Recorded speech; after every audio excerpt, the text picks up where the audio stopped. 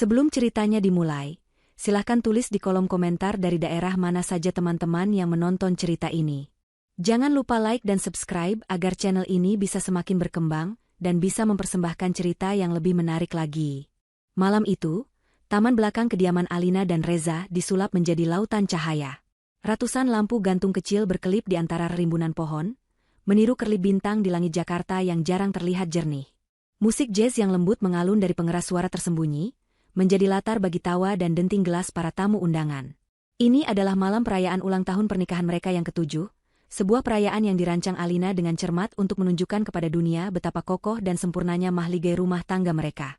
Semua orang penting ada di sana. Rekan bisnis Reza, para sosialita kenalan Alina, bahkan beberapa pejabat kota yang hubungannya dijaga baik oleh Reza demi kelancaran proyek propertinya. Semuanya tampak sempurna, seperti sebuah lukisan mahakarya yang tidak memiliki satupun goresan cacat. Reza, suaminya, berdiri di panggung kecil yang didirikan di dekat kolam renang. Ia tampak gagah dalam setelan jas rancangan desainer ternama, senyumnya tak pernah lepas dari bibirnya. Ia mengangkat gelas sampanye, meminta perhatian semua orang. Suasana seketika hening. Malam ini, Reza memulai, suaranya dalam dan berwibawa, kita tidak hanya merayakan 7 tahun perjalanan. Kita merayakan pilar dari semua yang saya bangun, inspirasi dari semua yang saya raih.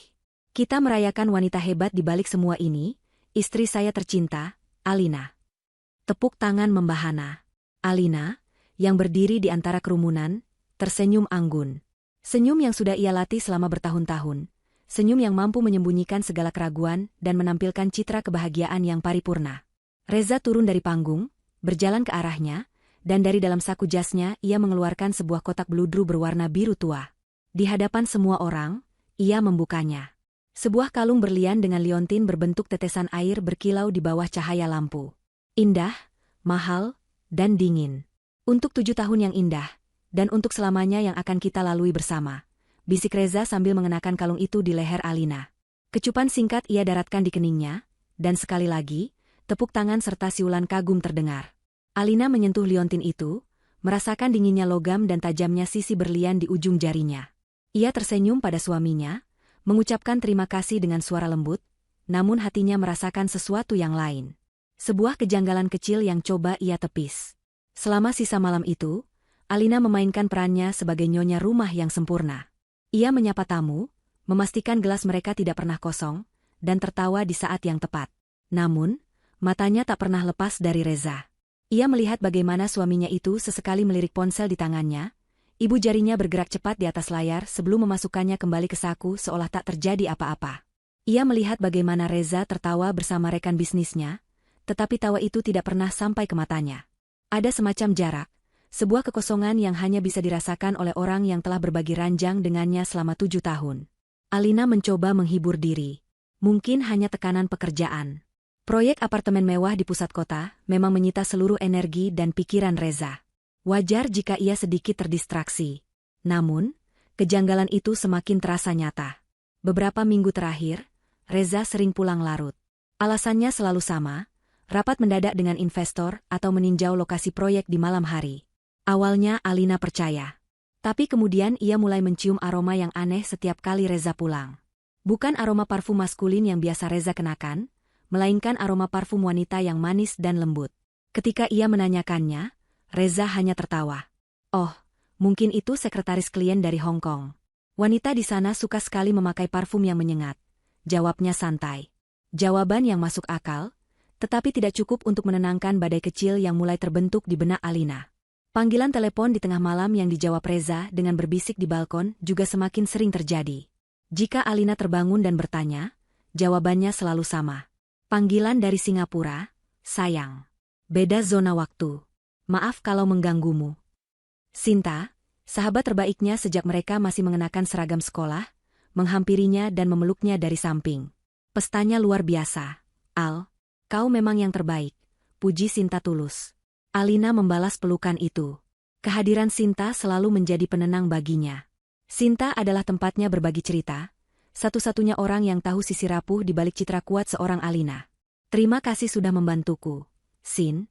Aku tidak tahu harus bagaimana tanpamu, balas Alina. Sinta tersenyum, senyum yang sama yang selalu ia berikan sejak dulu. Senyum seorang sahabat sejati. Pesta akhirnya berakhir menjelang tengah malam. Para tamu sudah pulang, menyisakan Alina, Reza, dan Sinta yang berinisiatif membantu merapikan sisa-sisa perayaan. Para pelayan dari perusahaan catering membereskan piring dan gelas kotor, sementara mereka bertiga mengumpulkan kado-kado yang bertumpuk di sebuah meja. Suasananya lebih santai dan akrab. Reza sudah melepaskan dasinya, dan Sinta membantunya membawa beberapa kotak kado ke dalam rumah. Alina tersenyum melihat interaksi mereka. Reza memang sudah menganggap Sinta seperti adiknya sendiri, begitu pula sebaliknya. Mereka adalah sebuah trio yang tak terpisahkan. Saat itulah, momen yang menghancurkan segalanya terjadi. Di ruang tamu, ketika mereka bertiga sedang tertawa membahas salah satu tamu yang terlalu banyak minum, Sinta mengeluh udara sedikit panas. Ia mengeluarkan sebuah botol parfum kecil dari tas tangannya yang mungil dan mahal. Sebuah botol parfum dengan desain yang sangat familiar bagi Alina, merek eksklusif yang hanya dijual di beberapa butik di luar negeri. Sinta menyemprotkan sedikit ke pergelangan tangannya, lalu mengusapkannya ke lehernya. Seketika, sebuah aroma manis bunga lili dan vanila yang lembut menguar di udara. Waktu seolah berhenti bagi Alina. Jantungnya terasa seperti diremas dengan keras. Suara tawa Reza dan Sinta mendadak terdengar jauh, seperti gema dari ruangan lain. Kepalanya terasa pusing. Aroma itu. Aroma parfum yang sama persis dengan yang sering ia cium samar-samar di jas Reza, setiap kali suaminya itu pulang larut malam. Aroma yang selalu Reza sangkal dengan alasan parfum sekretaris klien, atau rekan bisnis wanita. Itu bukan aroma orang asing. Itu adalah aroma Sinta. Sahabat terbaiknya. Dunianya yang tadinya terasa begitu kokoh dan sempurna, kini retak dalam sekejap. Ia menatap Sinta yang sedang tersenyum, lalu menatap Reza yang masih tertawa. Di mata Alina, mereka berdua kini terlihat seperti dua orang asing yang berkomplot untuk membunuhnya secara perlahan dari dalam. Kalung berlian di lehernya tiba-tiba terasa seperti jerat yang mencekik.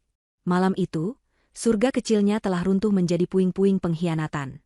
Keesokan paginya, Alina terbangun dengan perasaan hampa. Sinar matahari yang menerobos masuk melalui celah gorden jendela kamar mereka yang besar terasa menyakitkan mata.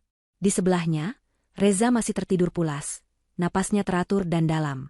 Wajahnya tampak begitu damai, begitu polos, seolah ia adalah pria paling setia di dunia. Alina menatapnya lama. Pria yang ia cintai, pria yang ia bantu membangun impiannya dari nol, pria yang kini tidur dengan tenang setelah menusuknya dari belakang. Rasa mual naik ke kerongkongannya. Kalung berlian dari Reza tergeletak di atas meja rias, kilaunya terasa mengejek. Semalam, setelah Sinta pulang, Alina tidak mengatakan apa-apa. Ia mengunci rapat-rapat kengerian yang ia rasakan di dalam hatinya, memasang senyum palsu, dan berpura-pura semuanya baik-baik saja. Ia tahu, ia tidak bisa gegabah. Menangis, berteriak, dan menuduh mereka berdua tanpa bukti yang tak terbantahkan hanya akan menjadi bumerang. Mereka akan dengan mudah mengelak. Reza akan menuduhnya terlalu curiga, dan Sinta akan memasang wajah terluka, menuduhnya merusak persahabatan mereka hanya karena sebuah aroma parfum. Mereka akan membuatnya terlihat seperti wanita gila yang paranoid. Tidak. Ia tidak akan memberi mereka kepuasan itu. Kesedihan yang ia rasakan semalam telah mengeras menjadi sesuatu yang lain. Sesuatu yang dingin, tajam, dan penuh perhitungan. Ia akan mencari kebenaran, bukan dengan air mata, tetapi dengan strategi. Setelah Reza berangkat ke kantor dengan ciuman di kening yang terasa seperti bara api di kulit Alina, ia segera bertindak. Ia tidak menggunakan laptop atau ponselnya sendiri. Ia pergi ke sebuah warung internet kecil di pinggiran kota, tempat yang tidak akan pernah ia datangi dalam keadaan normal. Dengan tangan yang sedikit gemetar, ia mencari jasa detektif swasta terbaik di Jakarta. Ia membaca ulasan, membandingkan beberapa agensi, dan akhirnya memilih satu yang terkenal paling profesional dan rahasia. Dari sebuah telepon umum yang usang, ia membuat janji temu.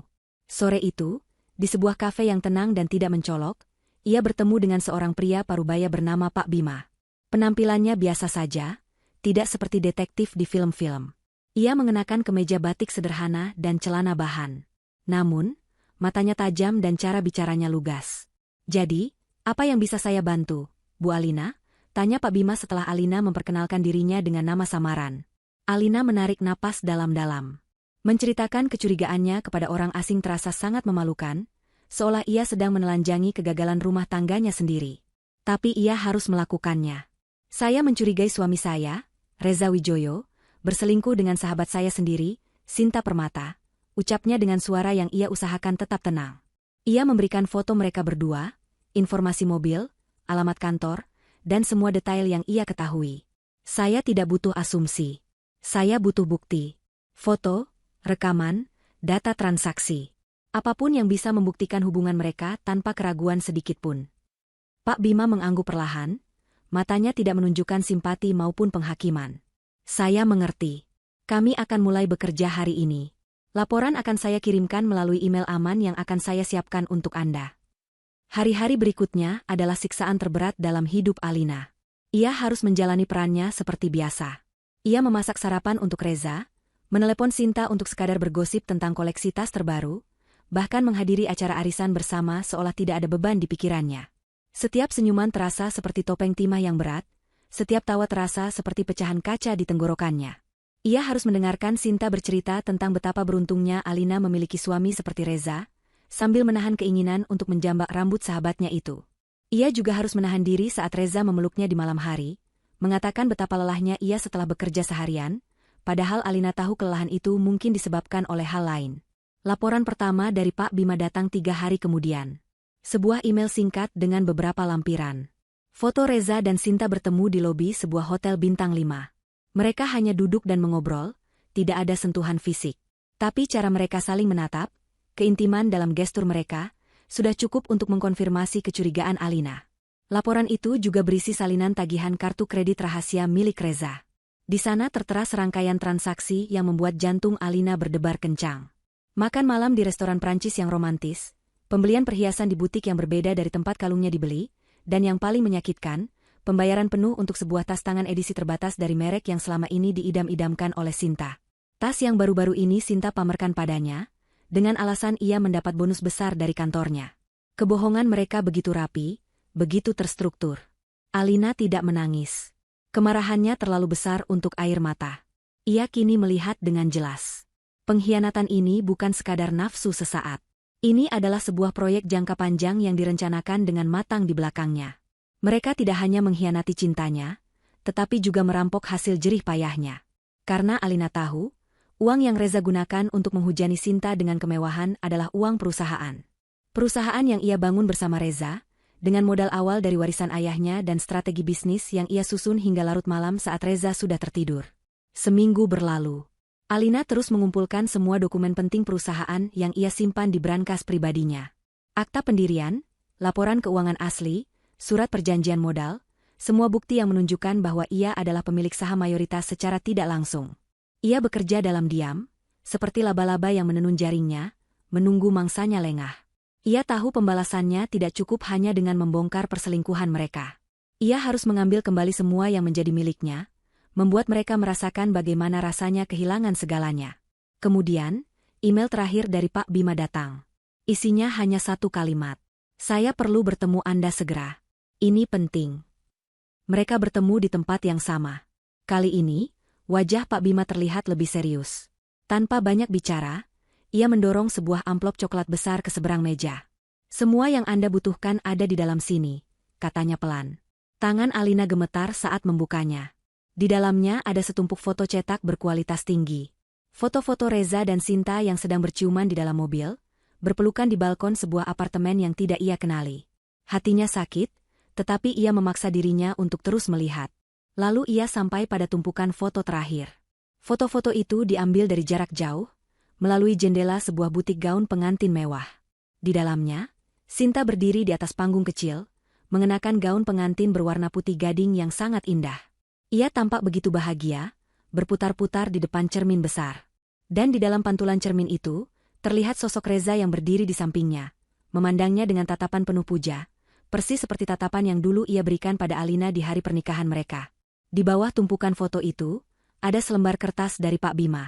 Isinya singkat dan mematikan. Mereka sudah mendaftarkan pernikahan siri di KUA secara diam-diam. Menurut sumber saya, akad nikah akan dilangsungkan tertutup di sebuah villa pribadi di Puncak, hari Sabtu ini. Dunia Alina runtuh berkeping-keping. Ini bukan lagi perselingkuhan. Ini adalah rencana kudeta. Mereka tidak hanya ingin berselingkuh, mereka ingin menggantikan posisinya. Sinta ingin menjadi Nyonya Wijoyo yang baru. Rasa sakit yang luar biasa menghantam dadanya, begitu hebat hingga ia sulit bernapas. Untuk sesaat, ia ingin menyerah, menangis, dan hancur. Namun, saat ia menatap kembali foto Sinta yang tersenyum kemenangan dalam balutan gaun pengantin itu, sesuatu yang lain bangkit dari dalam dirinya. Kobaran api amarah yang begitu panas membakar habis semua air matanya. Kesedihan itu menguap, berganti menjadi sebuah tekad yang dingin dan sekeras baja. Mereka telah salah memilih lawan. Mereka pikir mereka sedang menghancurkan wanita lemah yang rapuh. Mereka tidak tahu bahwa mereka baru saja membangunkan monster yang selama ini tertidur. Alina menutup amplop itu dengan perlahan. Wajahnya tenang, namun matanya menyeratkan badai yang siap datang. Ia sudah tahu apa yang harus ia lakukan. Pesta pernikahan mereka akan tetap berlangsung. Dan ia akan menjadi tamu kehormatan yang tak akan pernah mereka lupakan seumur hidup. Perjalanan pulang dari kafe terasa seperti melayang di dimensi lain.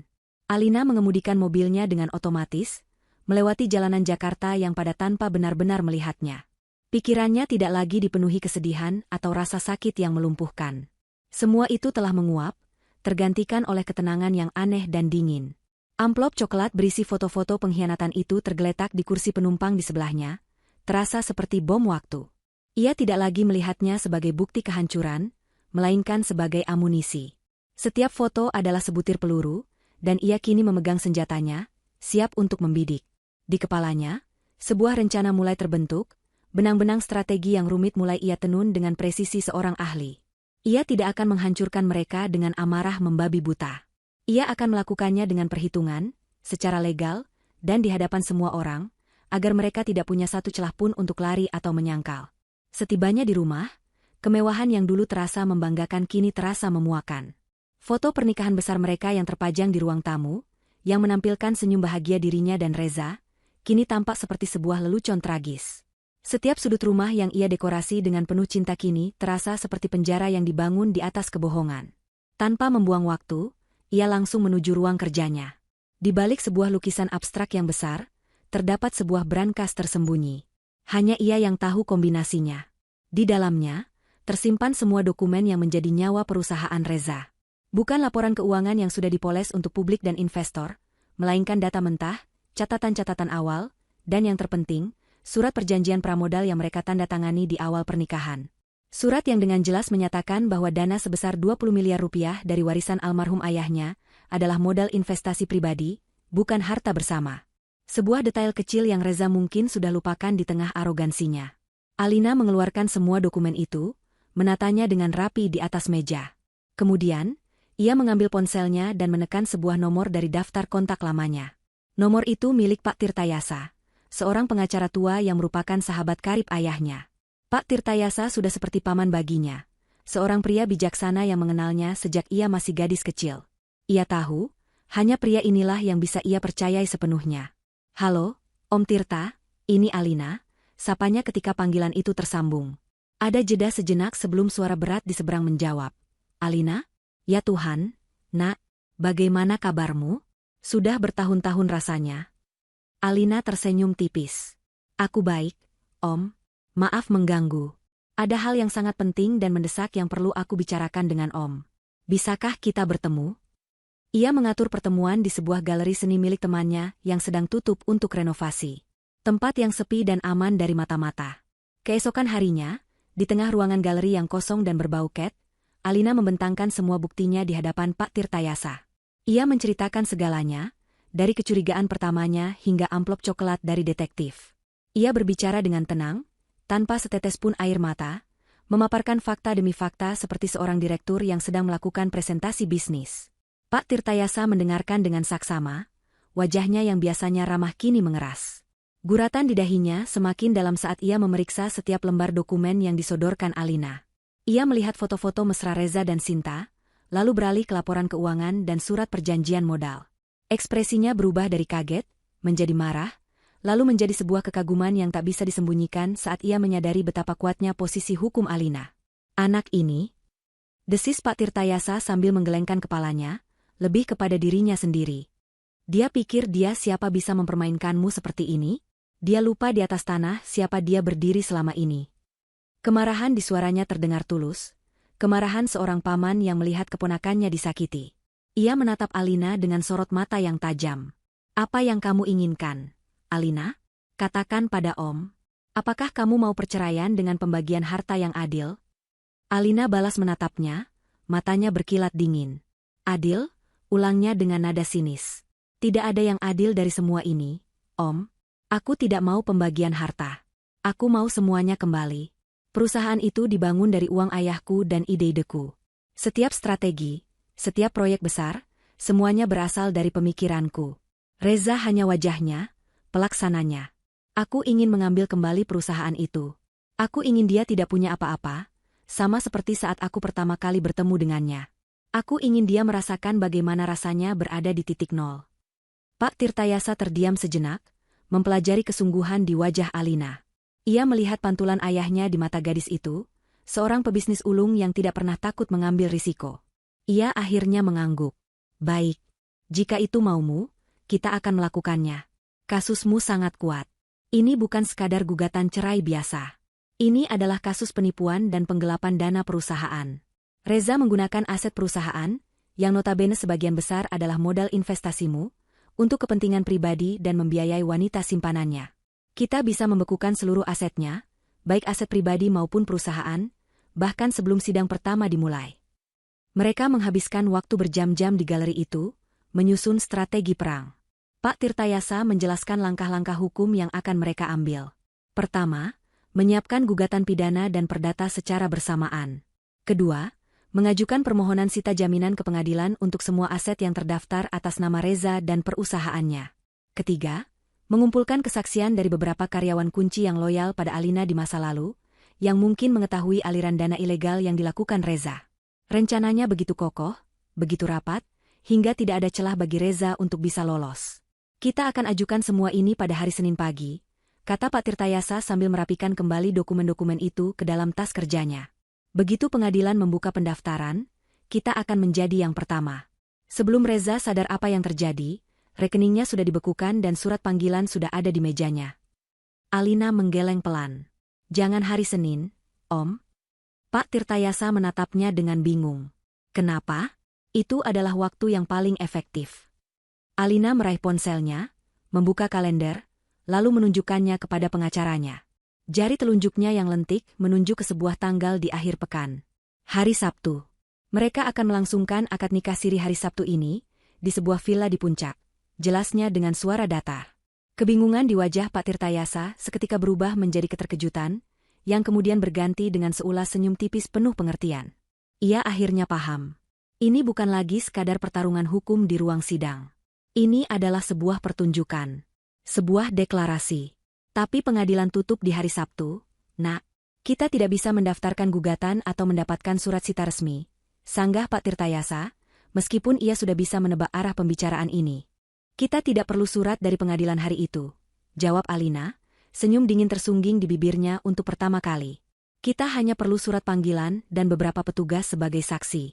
Kita tidak akan mengantarkannya ke kantornya atau ke rumahnya. Kita akan menjadi tamu di pesta pernikahannya. Kita akan menyerahkan surat-surat itu di hadapan keluarganya, di hadapan penghulu, tepat saat dia mengira dia sudah memenangkan segalanya. Pak Tirtayasa menatap Alina lama. Gadis kecil yang dulu sering ia gendong kini telah berubah menjadi seorang wanita dengan keteguhan hati yang luar biasa. Ia melihat api di mata Alina, api pembalasan yang membara dengan begitu tenang dan terkendali. Ia mengangguk pelan, rasa bangga menyelimuti hatinya. Baiklah, katanya. Siapkan dirimu. Kita akan memberikan mereka sebuah pertunjukan yang tidak akan pernah mereka lupakan seumur hidup mereka. 2 hari sebelum hari H terasa seperti berjalan di atas lapisan es yang tipis. Setiap langkah harus penuh perhitungan, setiap kata harus ditimbang, dan setiap ekspresi harus dikendalikan. Alina telah menjadi aktris paling hebat di panggung sandiwaranya sendiri.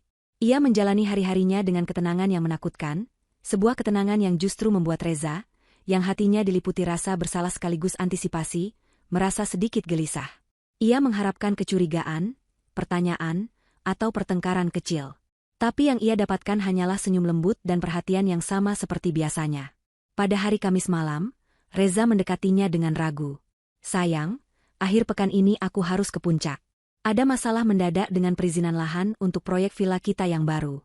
Mungkin aku akan menginap semalam, paling lama sampai hari Minggu. Katanya, rangkaian kebohongan itu meluncur dari bibirnya dengan begitu lancar. Alina, yang sedang membaca buku di sofa, mengangkat wajahnya dan tersenyum. Oh, begitu? Tentu saja, pergilah. Pekerjaan harus diutamakan, jawabnya dengan nada penuh pengertian. Ia bahkan bangkit dan membantunya memilih pakaian untuk dimasukkan ke dalam koper kecil. Ia memilihkan kemeja terbaik Reza, setelan linen yang paling bagus. Pakailah ini, supaya para pejabat di sana terkesan denganmu, ujarnya sambil merapikan kerah kemeja itu. Reza menatapnya, mencari tanda-tanda keraguan di mata istrinya, namun tidak menemukan apapun selain ketulusan yang palsu. Ketidakpedulian Alina yang sempurna ini membuatnya lengah. Ia merasa rencananya berjalan mulus. Ia merasa telah berhasil mengelabui wanita paling cerdas yang pernah ia kenal. Keesokan harinya, hari Jumat, giliran Sinta yang menelepon. Suaranya terdengar riang dan penuh semangat. Al, Teba. Aku dapat voucher menginap gratis di spa hotel mewah di puncak. Aku mau ke sana besok, mau menenangkan pikiran. Celotehnya. Sebuah kebohongan yang begitu kekanak-kanakan, namun diucapkan dengan penuh percaya diri. Alina memainkan perannya dengan brilian. Wah, enak sekali. Kamu pantas mendapatkannya, Sin. Kamu sudah bekerja sangat keras akhir-akhir ini, balas Alina, menekankan setiap katanya dengan ironi yang hanya bisa ia rasakan sendiri. Nikmati waktumu, ya. Nanti kalau sudah pulang, ceritakan semuanya padaku. Percakapan itu ditutup dengan tawa dan janji untuk bertemu minggu depan. Setelah telepon ditutup, senyum di wajah Alina lenyap seketika, digantikan oleh ekspresi dingin yang membekukan. Mereka berdua, dua orang yang paling ia percayai di dunia, sedang menari-nari di atas kuburan pernikahan dan persahabatan mereka. Sabtu pagi tiba. Hari penghakiman. Reza sudah berangkat sejak subuh dengan alasan menghindari macet. Alina, sebaliknya, tidak terburu-buru. Ia memulai harinya dengan mandi air hangat yang lama, mencoba merilekskan otot-ototnya yang tegang. Kemudian, ia duduk di depan meja riasnya. Ia tidak merias wajahnya seperti seorang wanita yang patah hati. Ia meriasnya seperti seorang prajurit yang akan maju ke medan perang. Alas bedak yang sempurna, eyeliner yang tajam, dan lipstik berwarna merah darah yang menyala. Ia menata rambutnya dalam sanggul yang elegan dan kokoh. Lalu, ia membuka lemarinya dan mengeluarkan senjatanya. Bukan gaun hitam tanda berkabung. Bukan pula gaun putih yang melambangkan kesucian. Ia memilih sebuah gaun terusan berwarna merah menyala. Gaun dengan potongan sederhana namun tegas, yang memeluk tubuhnya dengan pas, memancarkan aura kekuatan dan bahaya. Merah adalah warna cinta, gairah, sekaligus warna perang dan pertumpahan darah. Saat ia bercermin, yang ia lihat bukanlah Alina yang lembut dan penurut. Yang menatapnya balik adalah seorang ratu yang siap merebut kembali tahtanya yang telah dirampas. Pukul 2 siang, ia menelepon Pak Tirtayasa. Semua sudah siap, Om, tanyanya singkat. Tim saya sudah berada di lokasi dan memantau dari kejauhan. 2 petugas berseragam preman juga sudah bersama saya. Kami menunggumu, Ratu, jawab Pak Tirtayasa, memberikan sedikit semangat. Alina tersenyum. Ia mengambil tas tangannya, memasukkan buku nikah aslinya, dan berjalan keluar dari rumah yang akan segera ia bersihkan dari jejak para pengkhianat. Perjalanan menuju puncak terasa tenang. Pemandangan kebun teh yang hijau dan udara yang sejuk menjadi kontras yang aneh dengan api yang berkobar di dalam hatinya. Ia tidak merasakan keraguan. Setiap kilometer yang ia tempuh semakin memantapkan keyakinannya. Ia memutar kembali kenangan 7 tahun pernikahannya, bukan untuk meratapi, tetapi untuk menganalisis. Ia melihat di mana ia telah salah, di mana ia terlalu percaya, di mana ia membiarkan dirinya diremehkan. Hari ini adalah hari kelulusannya dari semua kebodohan itu. Villa itu terletak di area yang sangat pribadi, tersembunyi di balik gerbang tinggi dan pepohonan rindang. Para penjaga keamanan di depan sempat mengerutkan kening melihat mobil Alina, tetapi mereka mengenalinya sebagai istri dari Reza Wijoyo. Dengan sedikit kebingungan, mereka membukakan gerbang. Alina memarkir mobilnya agak jauh dari bangunan utama, di balik barisan semak bunga, agar kedatangannya tidak langsung terlihat. Ia bisa mendengar alunan musik kecapi yang syahdu dari arah taman belakang. Acaranya sudah dimulai. Dengan langkah yang mantap dan anggun, ia berjalan menyusuri jalan setapak menuju taman. Dari kejauhan, ia bisa melihat pemandangan itu. Sekitar 30 orang tamu, yang ia kenali sebagai keluarga inti Sinta dan beberapa kolega Reza, duduk rapi di kursi-kursi putih. Sinta duduk bersimpuh di hadapan penghulu, mengenakan kebaya pengantin berwarna putih bersih, wajahnya berseri-seri penuh kebahagiaan. Di sebelahnya, Reza duduk dengan tegap, tampak bangga dan lega. Di momen itu, mereka terlihat seperti pasangan yang sempurna. Pasangan yang dibangun di atas reruntuhan hatinya. Alina berhenti sejenak di ambang pintu taman yang besar, menunggu momen yang tepat. Ia mendengar suara penghulu yang hikmat, memberikan wejangan-wejangan terakhir sebelum prosesi ijab kabul dimulai. Jantungnya berdebar kencang, bukan karena takut, melainkan karena adrenalin. Inilah saatnya. Saat di mana semua kebohongan akan terbongkar. Baik, Ananda Reza Wijoyo, kata penghulu itu, suaranya terdengar jelas. Apakah Ananda sudah siap? Reza menarik napas dalam-dalam, menatap Sinta dengan penuh cinta, dan mengangguk. Saya siap, Pak. Tepat saat Reza membuka mulutnya untuk mengucapkan kalimat kabul yang terkutuk itu, Alina melangkah masuk. Pintu taman yang terbuat dari kayu jati itu ia dorong perlahan, menghasilkan derit kecil yang cukup untuk menarik perhatian beberapa tamu di barisan belakang. Satu persatu, kepala-kepala mulai menoleh. Musik kecapi berhenti. Keheningan yang canggung mulai merayap. Gaun merahnya yang menyala menjadi satu-satunya titik warna di tengah lautan busana berwarna pastel dan putih. Semua mata kini tertuju padanya. Reza dan Sinta, yang merasakan perubahan atmosfer, menoleh ke belakang. Wajah Sinta yang tadinya berseri-seri seketika pucat pasi seperti kertas. Matanya membelalak ngeri. Reza membeku, mulutnya masih setengah terbuka, raut wajahnya menampilkan campuran antara keterkejutan, ketakutan, dan ketidakpercayaan. Ia menatap Alina seolah baru saja melihat hantu dari masa lalunya, padahal ia baru meninggalkan wanita itu di pagi hari. Di tengah keheningan total yang mencekam itu, Alina mulai berjalan perlahan menyusuri lorong di antara kursi tamu. Setiap langkahnya terasa mantap dan disengaja. Ia berhenti di tengah-tengah, tatapan matanya yang tajam terkunci pada Reza. Lalu, seulas senyum tipis yang dingin terukir di bibirnya. Permisi, semuanya. Suaranya terdengar jernih dan tenang, namun mematikan, menggema di seluruh taman. Maaf mengganggu acara yang sakral ini. Ia berhenti sejenak, membiarkan semua orang mencerna kehadirannya.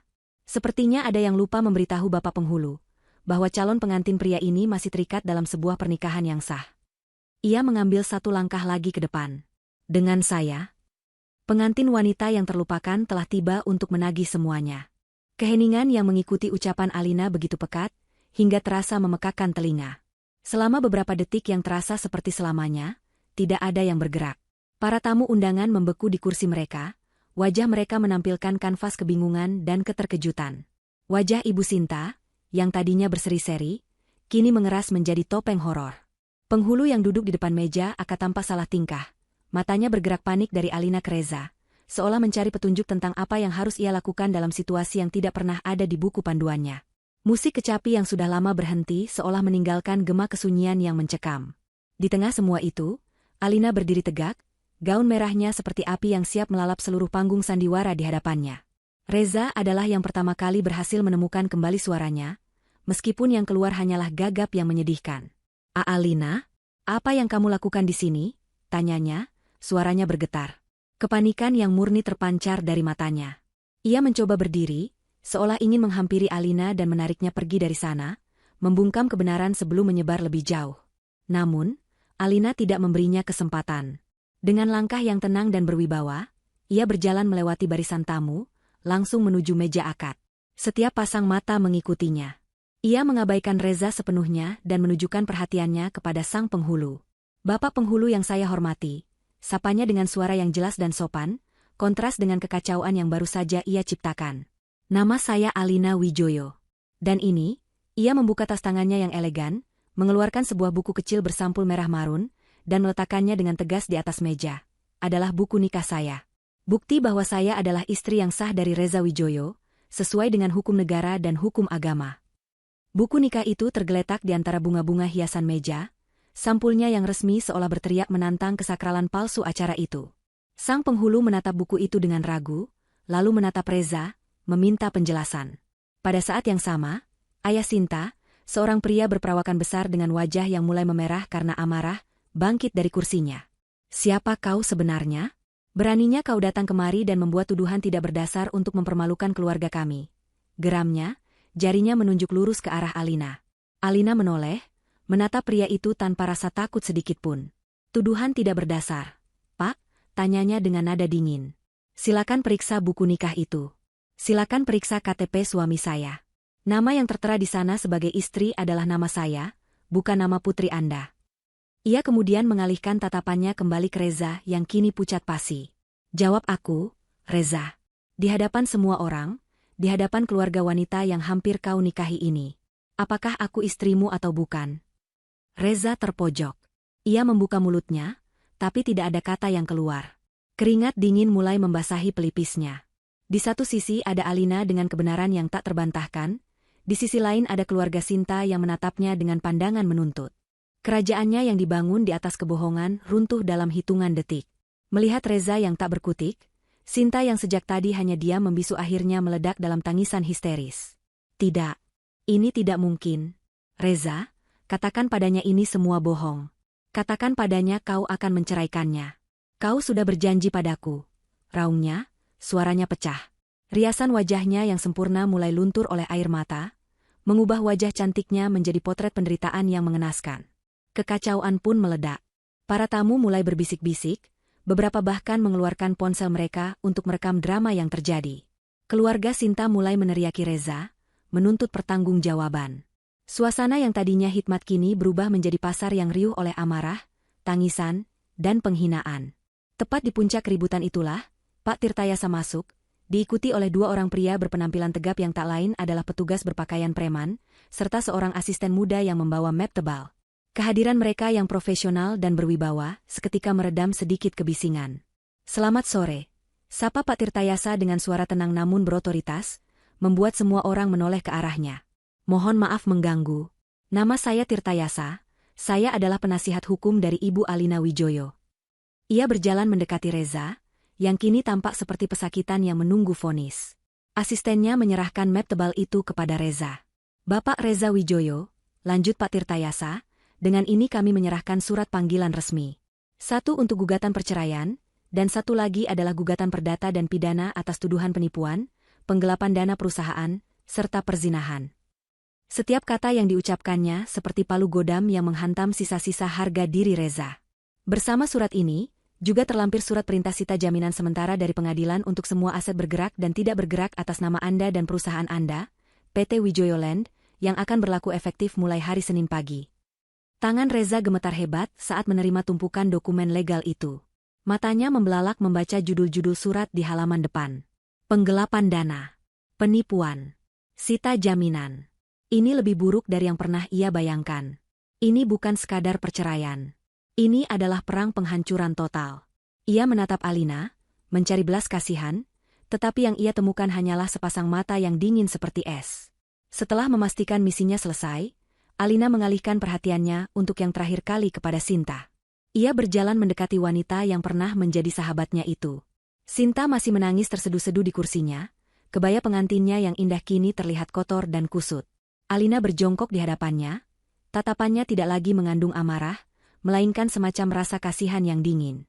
Gaun yang indah, Sinta, bisik Alina, suaranya cukup pelan sehingga hanya Sinta yang bisa mendengarnya. Kau terlihat cantik sekali. Sayang sekali, gaun ini dibeli dengan uangku. Sama seperti villa mewah tempatmu menggelar pernikahan palsu ini, sama seperti mobil sport yang sering Reza pakai untuk menjemputmu, dan sama seperti semua kemewahan yang kau nikmati selama ini. Alina berhenti sejenak, membiarkan kata-katanya meresap seperti racun. Nikmati perasaan menjadi ratu hari ini, Sinta.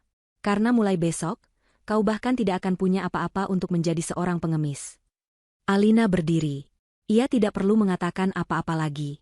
Wajah Sinta yang penuh air mata kini berubah menjadi ekspresi kehancuran total. Ia telah kehilangan segalanya bahkan sebelum ia sempat memilikinya. Dengan tugasnya yang telah selesai dengan sempurna, Alina membalikkan badan. Ia berjalan keluar dari taman itu dengan langkah yang sama anggunnya seperti saat ia masuk. Ia tidak menoleh ke belakang. Ia tidak perlu melihat kehancuran yang ia tinggalkan. Ia bisa mendengarnya. Suara teriakan ayah Sinta yang murka, suara tangisan Sinta yang memilukan, dan suara Reza yang memanggil namanya dengan putus asa. Semua itu kini terdengar seperti musik kemenangan di telinganya. Badai telah ia lepaskan, dan ia tahu, badai itu akan menenggelamkan mereka semua tanpa sisa. Alina tidak pernah kembali ke villa itu. Ia meninggalkan puncak dengan perasaan lega yang aneh, seolah beban bertonton telah terangkat dari pundaknya. Sementara itu, di taman yang porak-poranda oleh drama, Reza ditinggalkan sendirian untuk menghadapi neraka. Para tamu undangan sudah kabur tunggang langgang, tidak ingin terlibat lebih jauh dalam skandal memalukan itu. Keluarga Sinta, setelah melontarkan berbagai makian dan kutukan, menyeret putri mereka yang sudah setengah pingsan pergi dari sana, meninggalkan Reza yang berdiri terpaku di tengah dekorasi pernikahan yang kini terlihat seperti ejekan. Tumpukan dokumen hukum di tangannya terasa lebih berat dari sebongkah batu. Ia mencoba menelepon pengacaranya, bankirnya, siapa saja yang bisa membantunya, tetapi ini adalah hari Sabtu. Seluruh sistem seolah berkonspirasi untuk menunda pertolongannya, membiarkannya terkurung dalam sangkar kepanikannya sendiri. Hari Senin pagi datang seperti hari kiamat bagi Reza. Ia tiba di kantornya, PT Wijoyo Land, sebuah gedung megah yang menjadi simbol kesuksesannya, dengan harapan bisa melakukan sesuatu untuk menyelamatkan situasinya. Namun, yang ia temukan adalah pemandangan yang membuatnya lemas. Di pintu kaca lobi utama, tertempel sebuah segel pemberitahuan resmi dari pengadilan. Isinya menyatakan bahwa seluruh operasional perusahaan dibekukan untuk sementara waktu. Beberapa karyawan yang sudah datang hanya bisa berdiri bergerombol di luar, menatapnya dengan pandangan bingung dan menuduh. Saat ia mencoba masuk ke ruangannya, kartu aksesnya sudah tidak berfungsi. Ia mencoba masuk ke sistem perbankan perusahaan melalui ponselnya, berharap bisa memindahkan dana darurat. Gagal. Semua rekening diblokir. Akses ditolak. Dalam semalam, ia berubah dari seorang raja menjadi seorang tahanan di kerajaannya sendiri. Di kantor Pak Tirtayasa yang nyaman, Alina memantau semuanya dengan tenang sambil menyesap teh hangat. Pengacara tua itu menjelaskan dengan rinci bagaimana strategi mereka bekerja dengan begitu sempurna. Bukti kepemilikan modal awal darimu dan proposal-proposal bisnis yang kamu tulis itu adalah senjata pamungkasnya. Alina, terang Pak Tirtayasa. Itu sudah cukup untuk meyakinkan hakim bahwa ada indikasi kuat penyelewengan aset. Permohonan sita jaminan kita dikabulkan tanpa banyak perlawanan. Sekarang, Reza tidak bisa menggunakan 1 sen pun uang perusahaan untuk menyewa pengacara hebat atau menyembunyikan asetnya. Dia benar-benar lumpuh. Berita tentang penggerebekan pernikahan dan pembekuan aset PT Wijoyo Land menyebar seperti api di kalangan pebisnis properti. Ini bukan lagi sekadar gosip perselingkuhan, ini adalah berita bisnis yang serius. Para investor, yang reputasinya sangat bergantung pada integritas, mulai panik. Telepon Reza tidak berhenti berdering. Namun kali ini bukan dari para penjilat, melainkan dari para penagih. Domino pertama yang paling besar runtuh pada hari Selasa. Seorang investor besar dari Singapura, yang namanya sering Reza gunakan sebagai alasan untuk pulang malam, meneleponnya langsung. Tanpa basa-basi, ia menyatakan menarik seluruh investasinya dan menuntut pengembalian dana secepatnya. Reputasi adalah segalanya dalam bisnis ini, Reza, kata pria itu dengan nada dingin dari seberang telepon. Dan reputasimu sudah hancur. Penarikan dana besar-besaran itu menjadi paku pertama di peti mati perusahaan Reza. Proyek mahkotanya, pembangunan apartemen mewah, Wijoyo Residence, yang sudah berjalan 70%, seketika berhenti total. Para kontraktor dan pemasok bahan bangunan, yang mendengar kabar bahwa rekening perusahaan dibekukan, menghentikan pekerjaan mereka dan menarik semua pekerjanya.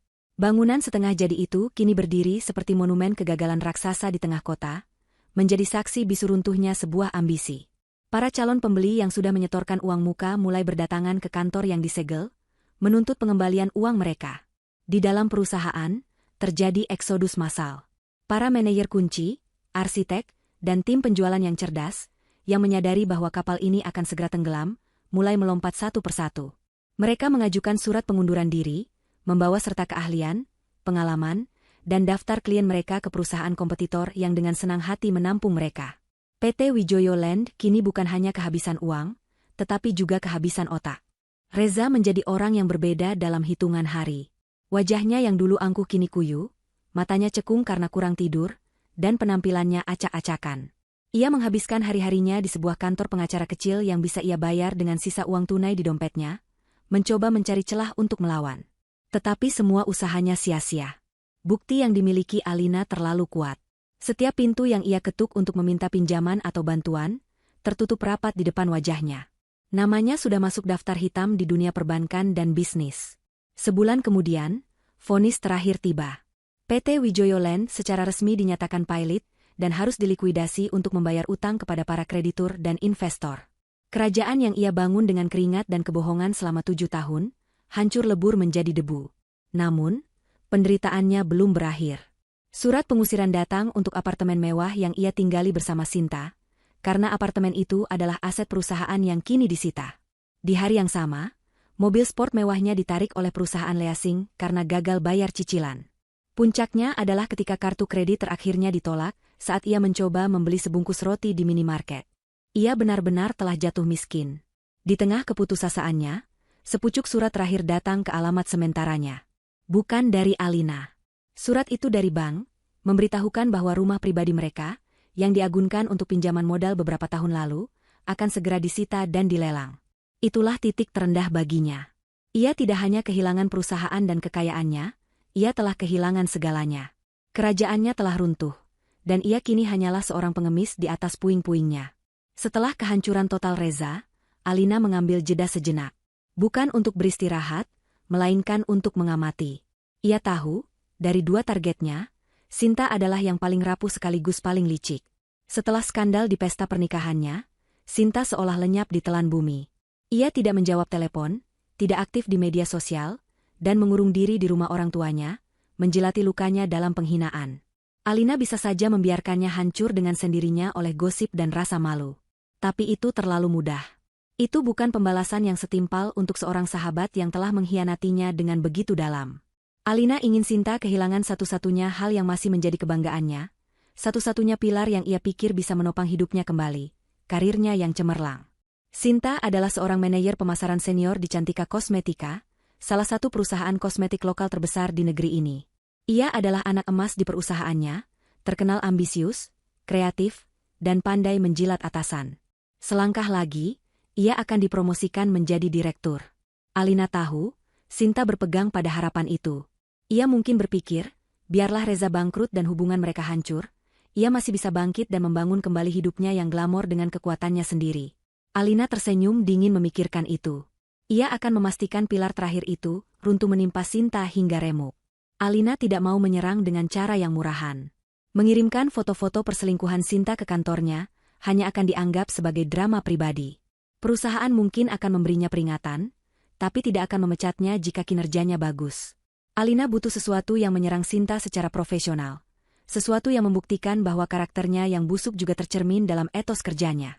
Ia kembali menghubungi Pak Bima, detektif swasta kepercayaannya, dengan sebuah tugas baru, selidiki jejak profesional Sinta di kantornya.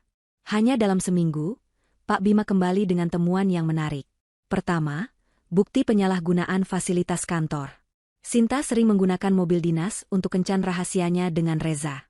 Ia juga sering mengajukan klaim biaya untuk makan malam dengan klien di restoran-restoran mahal yang tanggalnya cocok dengan tagihan kartu kredit rahasia Reza.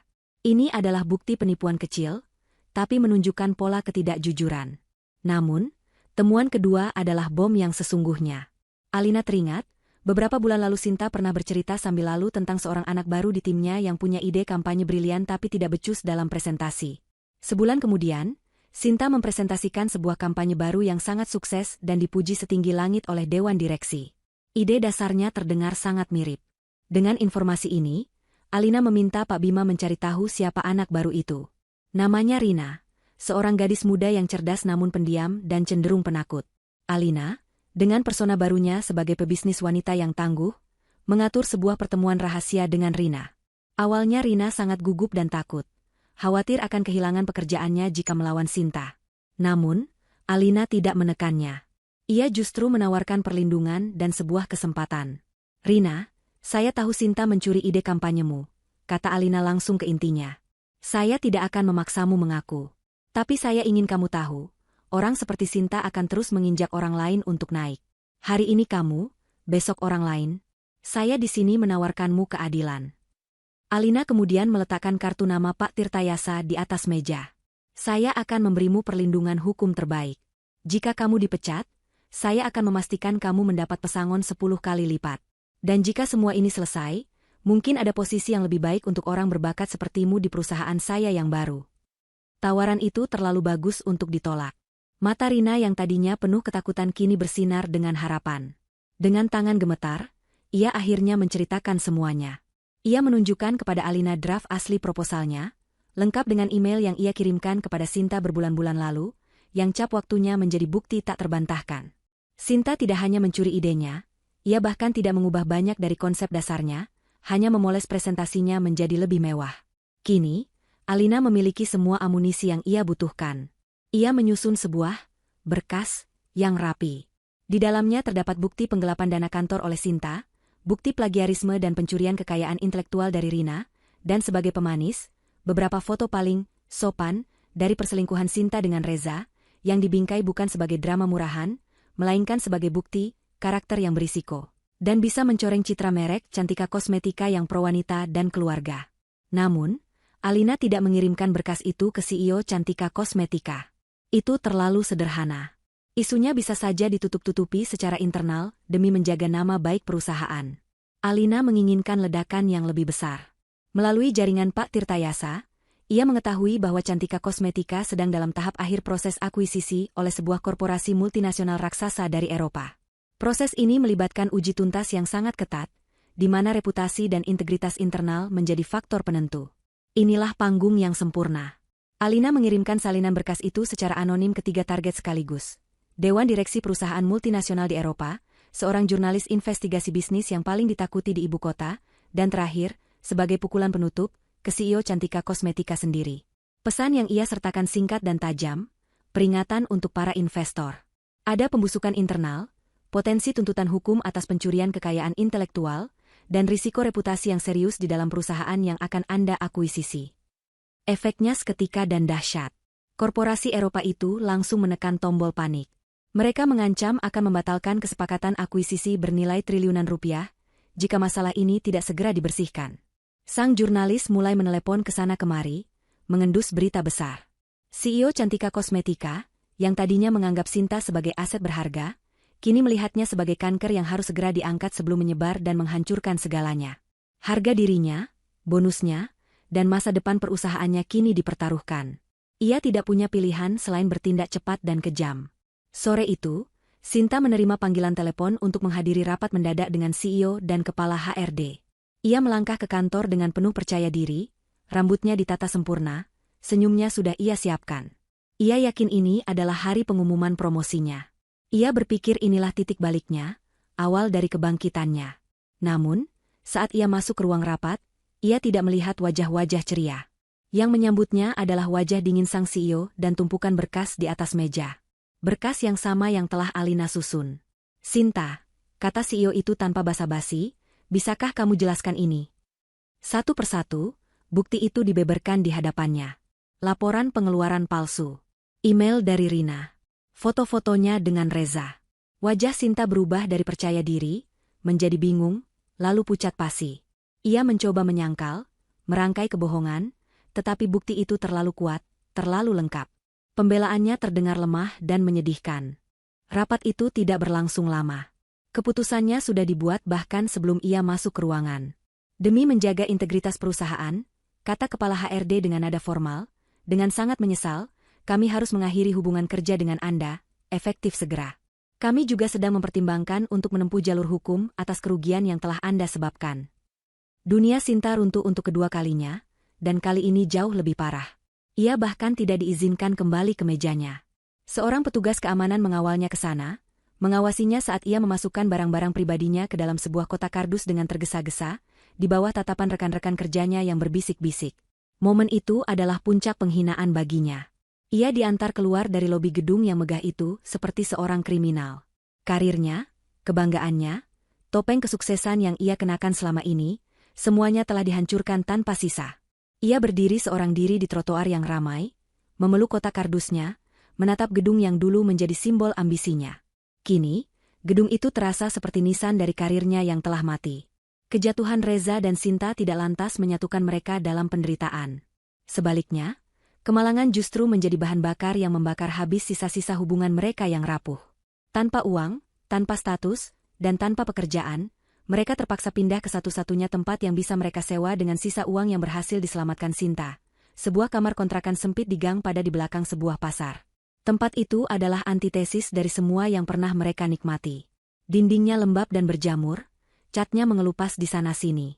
Hanya ada satu jendela kecil yang menghadap ke tembok tetangga, membuat ruangan itu selalu terasa pengap dan gelap. Bau comberan dari got di depan rumah menusuk hidung, bercampur dengan kebisingan abadi dari klakson motor dan teriakan para pedagang. Pada awalnya, mereka mencoba bertahan. Ada semacam keterkejutan yang membuat mereka diam, terlalu lelah untuk bertengkar. Mereka menghabiskan hari-hari pertama dengan tatapan kosong, meratapi nasib mereka dalam kebisuan. Namun, kenyataan adalah monster yang tak kenal lelah. Saat rasa lapar mulai melilit dan tumpukan uang Sinta semakin menipis, kebisuan itu pecah menjadi racun yang keluar dari mulut mereka. Sinta yang pertama kali memulai. Wanita yang dulu selalu memuja Reza dengan kata-kata manis kini, mengubah pujian itu menjadi cemoohan tajam. "Lihatlah dirimu sekarang," katanya suatu sore, saat melihat Reza kembali dengan tangan hampa setelah seharian mencoba mencari pekerjaan. Mantan CEO besar, sekarang bahkan untuk jadi kuli pun ditolak. Memalukan. Ego Reza yang sudah terluka parah sontak meradang. "Jaga mulutmu, Sinta. Kau pikir ini semua salah siapa?" balasnya dengan suara keras. "Kalau bukan karena kau yang terus merengek minta ini itu, kalau bukan karena keserakahanmu yang tidak ada habisnya, aku tidak akan sebodoh ini. Aku melakukan semuanya untukmu." "Untukku?" Sinta tertawa sinis, tawa yang terdengar mengerikan di ruangan sempit itu. "Jangan munafik, Reza. Kau melakukannya untuk egomu sendiri. Kau menikmatinya saat aku memujamu, saat aku membuatmu merasa seperti raja. Sekarang setelah kau kehilangan segalanya, kau mau menyalahkanku? Kau itu pecundang." Pertengkaran seperti itu menjadi menu harian mereka. Mereka saling menyalahkan, saling mengungkit, saling melukai dengan kata-kata paling kejam yang bisa mereka pikirkan. Cinta yang dulu mereka agung-agungkan terbukti, hanyalah fasad dari transaksi saling menguntungkan. Sinta mencintai gaya hidup yang diberikan Reza, dan Reza mencintai pemujaan yang diberikan Sinta. Ketika variabel uang dan status dihilangkan dari persamaan mereka, yang tersisa hanyalah angka 0. Bahkan lebih buruk, angka negatif yang dipenuhi kebencian dan penyesalan. Reza, yang terbiasa dihormati dan dilayani, kini harus menghadapi kenyataan pahit ditolak di mana-mana. Namanya sudah menjadi racun di dunia korporat. Setiap kali ia datang untuk wawancara posisi rendahan sekalipun, orang-orang akan menatapnya dengan pandangan menghakimi. Penghinaan itu menumpuk hari demi hari, menggerogoti sisa-sisa harga dirinya hingga habis. Ia menjadi pemurung, mudah marah, dan sering menghabiskan sisa uang mereka untuk membeli minuman keras murahan. Sementara itu, Sinta terjebak dalam depresinya sendiri. Ia menghabiskan sebagian besar waktunya di dalam kamar, menelusuri kembali akun media sosialnya yang sudah lama tidak aktif. Ia melihat foto-foto dirinya di masa lalu, berlibur di Eropa, mengenakan gaun desainer, makan malam di restoran mewah. Setiap foto adalah sayatan baru di hatinya. Ia membenci Alina yang telah merebut semua itu, tapi ia lebih membenci Reza yang telah gagal mempertahankannya, dan yang paling utama, ia membenci dirinya sendiri karena telah bertaruh begitu besar dan kehilangan segalanya. Suatu malam, neraka ciptaan mereka mencapai titik didihnya. Reza pulang dalam keadaan mabuk setelah lagi-lagi gagal mendapatkan pekerjaan. Ia melihat Sinta duduk di sudut ruangan, menangis sambil memandangi sebuah cincin berlian kecil di jarinya. Cincin itu adalah satu-satunya perhiasan berharga yang berhasil ia sembunyikan, hadiah dari Reza saat hubungan mereka baru dimulai. "Untuk apa kau menangisi batu tak berguna itu, hardik Reza? Itu tidak akan membuat perut kita kenyang. Ini satu-satunya kenangan indah yang tersisa darimu, Isak Sinta. Saat kau masih menjadi pria yang menjanjikan, bukan pecundang pemabuk seperti sekarang." Kata "pecundang" itu menyulut amarah Reza. Dengan kasar, ia merebut cincin itu dari jari Sinta. "Kenangan? Kita butuh uang untuk makan, bukan kenangan," teriaknya. Sinta menjerit dan mencoba merebutnya kembali. Terjadilah perebutan yang sengit dan menyedihkan. Mereka saling mendorong, saling mencakar, seperti dua hewan yang terkurung dalam satu kandang. Di puncak kemarahannya, Reza mendorong Sinta dengan sekuat tenaga. Sinta terhuyung ke belakang, punggungnya menghantam dinding triplek dengan keras. Untuk sesaat, mereka berdua terdiam, napas mereka terengah-engah. Bukan karena rasa sakit fisik, tetapi karena keterkejutan atas betapa rendahnya mereka telah jatuh. Sinta menatap Reza, matanya tidak lagi menunjukkan kesedihan atau kemarahan, melainkan kebencian yang murni dan dingin. Ia merapikan rambutnya yang acak-acakan, lalu tertawa pelan, tawa yang kosong dan tanpa sukacita. "Kau tahu, Reza," katanya dengan suara bergetar namun tajam. "Dulu aku sempat berpikir, Alina adalah wanita paling bodoh di dunia karena tidak bisa melihat kelicikanmu. Ternyata aku salah." Ia berhenti sejenak, tatapannya menusuk Reza hingga ke tulang. "Akulah yang paling bodoh. Aku menyesal," desisnya, setiap kata penuh racun. "Aku menyesal telah membuang hidupku yang berharga untuk pria gagal sepertimu." Ucapan itu adalah vonis mati bagi hubungan mereka. Tidak ada lagi yang tersisa untuk diselamatkan. Cinta telah mati. Gairah telah padam. Yang ada hanyalah dua orang asing yang terikat oleh kebencian dan penyesalan, terkurung bersama di dalam neraka yang mereka bangun dengan tangan mereka sendiri. Mereka kini hanyalah teman satu sel, menunggu hukuman seumur hidup mereka berakhir. 1 tahun berlalu. Debu dari ledakan skandal Reza dan Sinta telah lama mengendap, digantikan oleh berita-berita baru yang lebih heboh di kalangan elit Jakarta. Nama mereka perlahan memudar dari perbincangan, menjadi sekadar dongeng peringatan tentang keserakahan dan kebodohan. Namun, sementara mereka tenggelam dalam kelupaan, satu nama baru justru bersinar terang di cakrawala dunia bisnis properti, Alina. Bagi Alina, setahun terakhir bukanlah waktu untuk meratapi masa lalu, melainkan waktu untuk membangun masa depan di atas puing-puing pengkhianatannya. Proses hukum berjalan persis seperti yang direncanakan Pak Tirtayasa.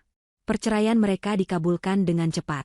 Dalam proses likuidasi PT Wijoyo Land yang bangkrut, Alina maju bukan sebagai mantan istri yang menuntut harta gonogini, melainkan sebagai kreditur utama dan investor awal yang dananya telah diselewengkan. Dengan posisi hukum yang sangat kuat, ia berhasil mengakuisisi aset-aset sisa perusahaan yang paling berharga dengan harga sangat murah, termasuk kerangka bangunan apartemen mewah yang terbengkalai, monumen kegagalan Reza. Di tangan Alina, monumen kegagalan itu diubah menjadi simbol kebangkitan. Ia mendirikan sebuah perusahaan baru dari nol, memberinya nama Kirana Cipta Persada, sebuah nama yang menyeratkan cahaya dan penciptaan. Ia tidak mau lagi berada di belakang layar. Kini, ialah nahkodanya. Ia mengumpulkan tim baru yang terdiri dari para profesional muda yang lapar akan inovasi dan menjunjung tinggi integritas. Ia bahkan menepati janjinya pada Rina, gadis muda yang idenya dicuri Sinta. Rina, dengan bakatnya yang luar biasa, kini menjabat sebagai kepala divisi pemasaran di Kirana Cipta Persada, dan loyalitasnya pada Alina tak tergoyahkan. Menghidupkan kembali proyek apartemen yang mati suri adalah sebuah perjuangan berat. Alina harus bernegosiasi ulang dengan para kontraktor yang marah, meyakinkan kembali para pembeli yang trauma, dan yang paling sulit, mendapatkan kepercayaan dari pihak bank. Namun, Alina yang sekarang bukanlah Alina yang dulu. Ia tampil di setiap pertemuan dengan persiapan matang, data yang akurat, dan visi yang jelas. Ia tidak menjual kemewahan yang kosong seperti Reza. Ia menjual kualitas, kepercayaan, dan sebuah konsep hunian yang berkelanjutan. Perlahan tapi pasti, ia memenangkan hati mereka semua. Roda proyek mulai berputar kembali, kali ini dengan fondasi yang jauh lebih kokoh. Seiring dengan kemajuan perusahaannya, Alina pun mulai menata kembali citra dirinya. Ia tidak lagi bersembunyi dari sorotan publik. Ia menerima tawaran wawancara eksklusif dari sebuah majalah bisnis paling bergengsi di negara itu. Di hadapan kamera dan wartawan, ia menceritakan kisahnya, namun dengan narasi yang telah ia tulis ulang. Tidak ada air mata, tidak ada drama tentang istri yang tersakiti. Yang ada adalah kisah seorang investor cerdas yang mengambil alih kembali asetnya setelah menemukan adanya praktik manajemen yang korup dan tidak efisien. Ia merujuk Reza hanya sebagai mitra bisnis saya sebelumnya, dan tidak pernah sekalipun menyebut nama Sinta. Ia mengubah tragedi pribadinya menjadi sebuah studi kasus bisnis yang inspiratif tentang ketangguhan dan kepemimpinan wanita. Wawancara itu menjadi viral. Sosok Alina kini identik dengan kekuatan, kecerdasan, dan keanggunan. Hampir 2 tahun setelah hari penghakiman di puncak, Kirana Cipta Persada telah menjadi salah satu pemain baru yang paling disegani. Menara apartemen yang dulu bernama Wijoyo Residence, kini berdiri megah dengan nama baru, Kirana Tower, dan menjadi salah satu properti paling diminati di pusat kota. Perusahaan membuka lowongan pekerjaan besar-besaran untuk ekspansi bisnis baru. Di sisi lain kota, di sebuah kamar kontrakan yang pengap, Reza membaca sebuah iklan lowongan pekerjaan di koran bekas. Dibutuhkan, asisten pengawas lapangan. Pria, maks 40 tahun, pengalaman di bidang konstruksi. Nama perusahaannya, Kirana Cipta Persada, tidak berarti apa-apa baginya. Ia terlalu sibuk bertahan hidup untuk mengikuti berita bisnis. Dengan putus asa, ia mengirimkan lamarannya, berharap bisa mendapatkan pekerjaan apa saja untuk menyambung hidup. Ia sudah tidak peduli dengan jabatan atau gengsi. Di luar dugaan, beberapa minggu kemudian ia menerima panggilan untuk wawancara tahap akhir. Dengan setelan jas satu-satunya yang tersisa, yang sudah agak kusam dan kebesaran di tubuhnya yang kini kurus, ia melangkah masuk ke lobi Kirana Tower. Kemegahan gedung itu terasa familiar sekaligus menyakitkan. Gedung ini seharusnya menjadi miliknya. Ia diantar oleh seorang resepsionis menuju lantai paling atas, ke ruang kantor CEO. Jantungnya berdebar, berharap bisa membuat kesan yang baik agar diterima bekerja. Pintu kayu yang besar itu terbuka. Ia melangkah masuk, kepalanya sedikit tertunduk, siap untuk mengucapkan salam dengan hormat. "Selamat siang," ucapannya terputus. Ia mengangkat kepalanya dan dunianya seolah berhenti berputar. Di hadapannya, duduk dengan anggun di balik meja kerja raksasa yang terbuat dari kayu mahoni, adalah Alina. Mantan istrinya itu tampak 1000 kali lebih berkuasa dan memesona dibandingkan saat terakhir kali ia melihatnya. Ruangan kantor itu jauh lebih besar dan mewah daripada kantornya dulu. Di dinding belakang, terpampang logo Kirana Cipta Persada dalam huruf emas yang berkilauan.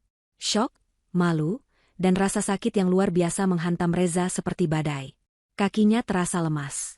Ia ingin berbalik dan lari, tetapi tubuhnya seolah terpaku di lantai marmer yang dingin. Alina menatapnya, ekspresinya tenang, nyaris tanpa emosi, seolah ia sedang melihat seorang pelamar kerja biasa yang tidak ia kenali. Ia mengambil CV Reza yang tergeletak di mejanya. "Reza Wijoyo," ucap Alina pelan, suaranya yang merdu kini terdengar seperti denting lonceng kematian bagi Reza. Ia membalik-balik kertas itu dengan santai. "Pengalaman kerja Anda cukup impresif di masanya." Ia meletakkan kembali CV itu, lalu mengangkat wajahnya, menatap lurus ke mata Reza yang kini dipenuhi keputusasaan. "Namun," lanjutnya dengan nada yang berubah menjadi dingin dan tajam, "perusahaan saya, Kirana Cipta Persada, dibangun di atas fondasi integritas, kejujuran, dan kepercayaan. Kami memiliki kebijakan nol toleransi terhadap kandidat yang memiliki riwayat penipuan atau masalah etika kerja." Ia mengatupkan kedua tangannya di atas meja, sebuah gestur final. "Maaf, Bapak Wijoyo, Anda bukan orang yang kami cari." Ia menekan sebuah tombol di interkom mejanya. "Keamanan, tolong antar Bapak ini keluar dari ruangan saya." 2 orang petugas keamanan masuk. Reza tidak melawan. Ia bahkan tidak bisa berkata apa-apa. Seluruh kekuatannya telah habis. Saat ia digiring keluar dari ruangan itu, ia sempat menoleh ke belakang. Ia melihat Alina sudah kembali fokus pada layar komputernya, seolah dirinya tidak pernah ada. Momen itu adalah penghinaan terakhir yang paling sempurna. Bukan hanya ditolak, ia bahkan tidak dianggap ada.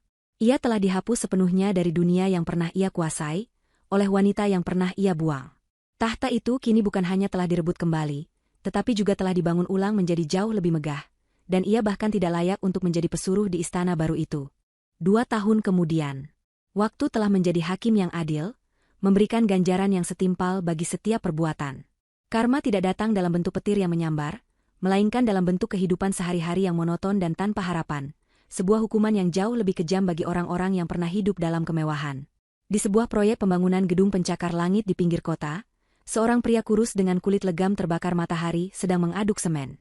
Tangannya yang dulu terbiasa memegang pena mahal dan menandatangani kontrak miliaran, kini kapalan dan kotor, terbiasa memegang sekop dan cangkul. Itulah Reza. Setiap hari, dari pagi hingga petang, ia bekerja di bawah terik matahari, tenaganya diperas untuk upah harian yang pas-pasan. Di waktu istirahat, ia akan duduk di antara kuli-kuli lainnya, makan nasi bungkus sambil menatap gedung-gedung megah di kejauhan. Gedung-gedung itu, yang dulu adalah taman bermainnya, kini adalah pengingat abadi akan dunia yang telah hilang darinya. Tidak ada yang mengenali siapa dia. Dia hanyalah satu dari ratusan wajah tanpa nama, seorang pria yang jiwanya telah hancur, yang kini hanya hidup untuk menunggu hari esok yang sama persis dengan hari ini. Di belahan kota yang lain, di sebuah toko kelontong 24 jam yang remang-remang, seorang wanita dengan wajah kuyu dan tatapan mata yang kosong sedang memindai barang belanjaan. Kecantikan Sinta telah lama luntur, terkikis oleh kepahitan dan kurang tidur. Rambutnya yang dulu terawat indah kini diikat seadanya. Ia bekerja dengan gerakan seperti robot, melayani pelanggan yang datang dan pergi, pikirannya melayang entah kemana. Sesekali, seorang pelanggan wanita muda yang modis membayar dengan kartu kredit platinum, jenis kartu yang dulu selalu ada di dompetnya. Momen-momen kecil seperti itu adalah siksaan yang harus ia hadapi setiap hari. Ia dan Reza tidak pernah bertemu lagi setelah pertengkaran terakhir mereka.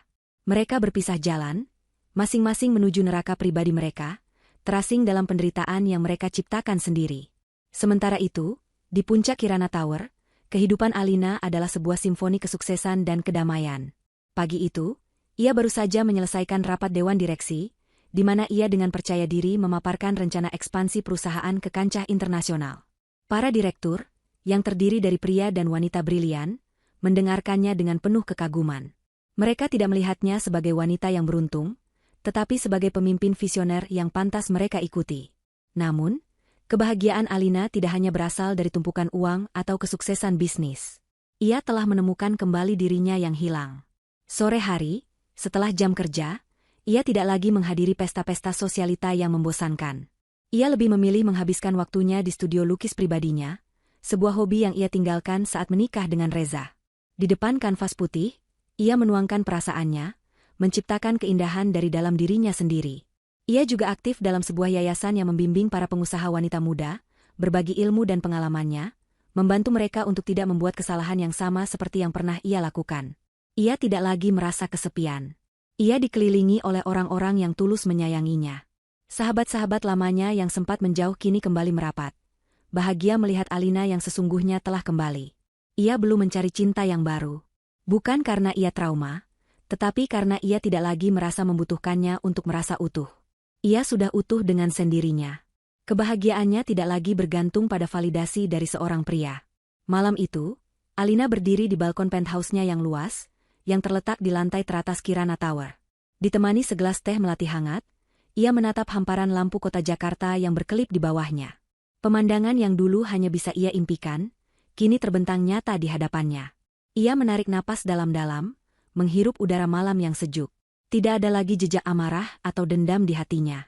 Perasaan itu telah menguap, perannya telah selesai. Yang tersisa hanyalah rasa syukur dan kedamaian yang mendalam. Ia tersenyum tipis. Ia sadar, pengkhianatan menyakitkan yang ia alami bukanlah sebuah akhir, melainkan sebuah awal yang keras dan brutal. Reza dan Sinta, dalam upaya mereka untuk menghancurkannya, justru tanpa sadar telah memberinya hadiah terbesar. Mereka telah menghancurkan sangkar emas yang selama ini mengurungnya, memaksanya untuk terbang dengan sayapnya sendiri. Dan kini, ia terbang jauh lebih tinggi daripada yang pernah ia bayangkan. Kemenangannya bukanlah saat melihat musuh-musuhnya menderita. Kemenangan sejatinya adalah saat ia menatap cermin dan melihat seorang wanita yang kuat, mandiri, dan bahagia, yang membangun istananya sendiri bukan dari harta warisan, melainkan dari kekuatan hatinya. Karma memang telah berjalan sempurna, memberikan penderitaan bagi yang berkhianat, dan memberikan mahkota bagi sang pemenang sejati.